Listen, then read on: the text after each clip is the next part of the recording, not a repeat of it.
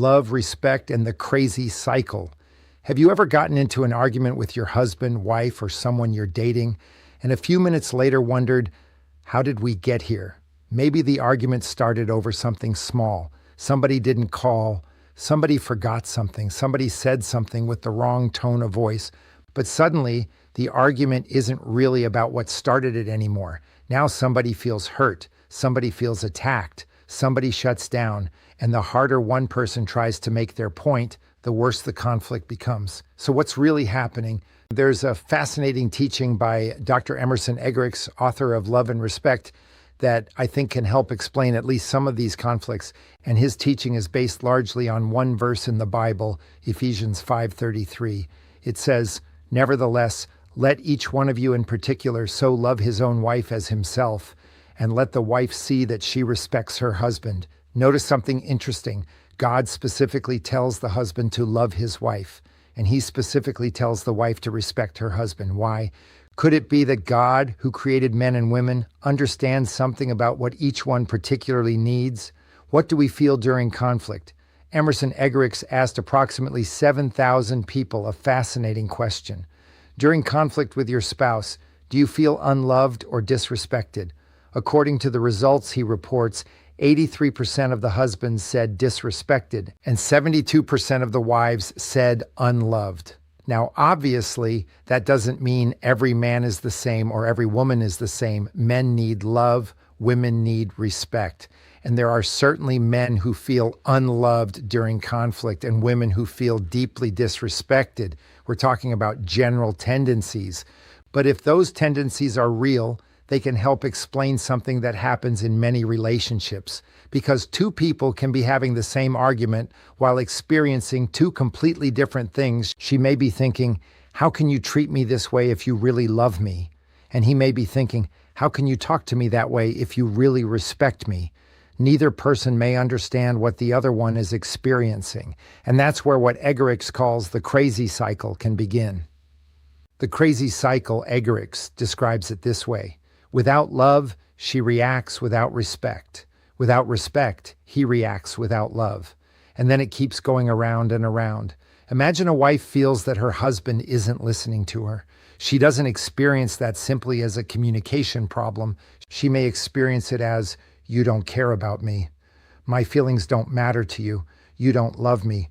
So now she's hurt. And because she's hurt, maybe her voice changes. Maybe she becomes critical. Maybe she says, you never listen to me. You don't care about anybody except yourself. But her husband may not hear the pain underneath those words. He hears, you're a failure. You're inadequate. I don't respect you. So what does he do? Maybe he becomes defensive. Maybe he gets angry. Or maybe he completely shuts down and walks away. But now, what does she see? She doesn't necessarily see a man who's feeling disrespected. She sees a man who doesn't care enough to stay and work through the problem. And that feels even more unloving. So she pushes harder, he withdraws further, she becomes more critical, he becomes colder, and pretty soon they're arguing about an argument that started with something completely different. That's the crazy cycle. The original issue may not even be the issue anymore. The deeper issue has become, do you love me and do you respect me? Here's where I think Ephesians 5 becomes incredibly important. The Bible doesn't tell a husband, love your wife when she's acting lovable. And it doesn't merely say, tell your wife you love her. Ephesians 5:25 goes much further. Husbands, love your wives, just as Christ also loved the church and gave himself for her. Think about the standard God just gave husbands. Jesus Christ. That's sacrificial love. Jesus didn't love the church because the church behaved perfectly. He gave himself for her. So biblical love isn't merely an emotion. It asks, what can I give? What does she need from me right now? How can I communicate love even when we're in conflict? A husband can win an argument and still damage his marriage. Sometimes the greater act of strength is to recognize My wife isn't necessarily trying to attack me. She's hurting. Something I'm doing or something she believes I'm doing is making her feel unloved. That doesn't automatically mean she's right about everything. It doesn't mean a husband can never disagree with his wife, but he can disagree lovingly. He can listen. He can control his tone. He can reassure her, I'm upset about this too, but I love you. We're going to work through this together. Think about what that communicates. We're still a team. And what about respect? Then Paul says that the wife is to respect her husband. That doesn't mean pretending bad behavior is good. It doesn't mean a woman has no voice. And it certainly doesn't mean tolerating abuse or dangerous behavior. You can disagree with someone's behavior while still refusing to attack their worth as a human being. In fact, Eggerichs specifically teaches that a wife can respectfully confront behavior she considers unloving. There's a huge difference between saying, what you did really hurt me and we need to talk about it, and saying, you're pathetic. You never do anything right. I don't know why I married you. One addresses behavior, the other attacks the person. For many men, respect can be incredibly motivating.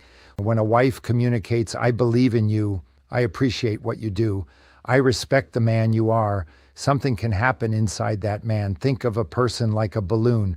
Constant contempt, belittling, or criticism can deflate someone.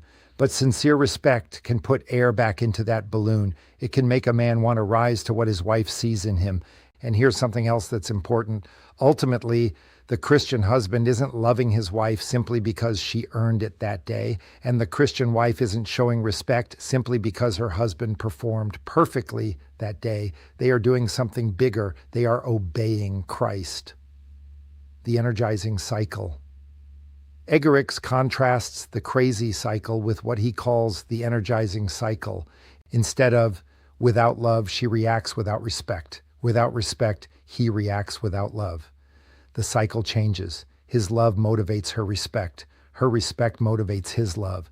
Now we're going in the opposite direction. Imagine the same conflict. She says something that he experiences as disrespectful. He has a choice. He can immediately retaliate, or he can recognize maybe underneath those words is a woman who's feeling unloved. And instead of becoming cold, he responds lovingly. Now imagine the wife. Her husband says something that feels insensitive. She can immediately respond with contempt, or she can recognize maybe he's hearing something in my words that feels disrespectful. And she can communicate her hurt without attacking his dignity. Somebody has to break the cycle. And here's the important part. You don't have to wait for your spouse to go first. What if my spouse doesn't respond? This may be one of the most important parts of the teaching, because somebody might be thinking, I'll love her when she starts respecting me, or I'll respect him when he starts loving me. But then nothing changes. Eggerichs calls another part of his teaching the rewarded cycle.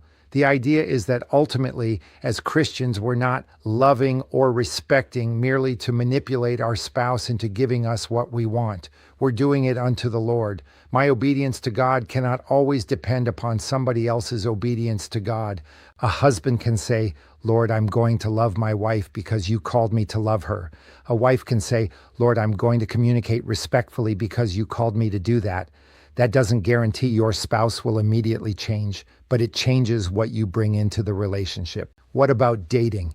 Now, Ephesians 5 is specifically talking about husbands and wives, so I don't want to pretend that every command concerning marriage applies identically to two people who have just started dating. But I think dating is where you can begin observing these patterns. How does this person handle disagreement? How do they treat you when they're angry?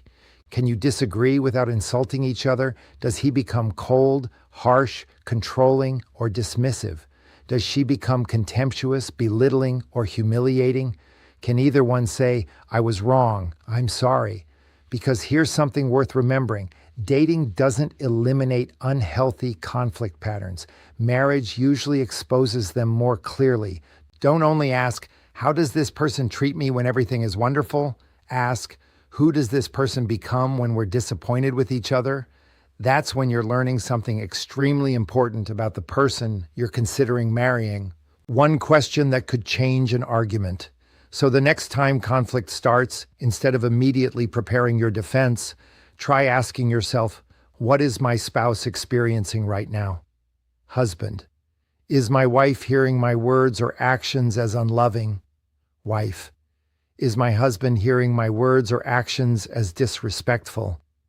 And both of you can ask, what can I do right now to stop the cycle instead of feeding it? Because sometimes the issue underneath the issue isn't the dishes. It isn't the money. It isn't being 5 minutes late. It isn't who forgot to call. Underneath all of that may be two hearts asking, do you love me? And do you respect me?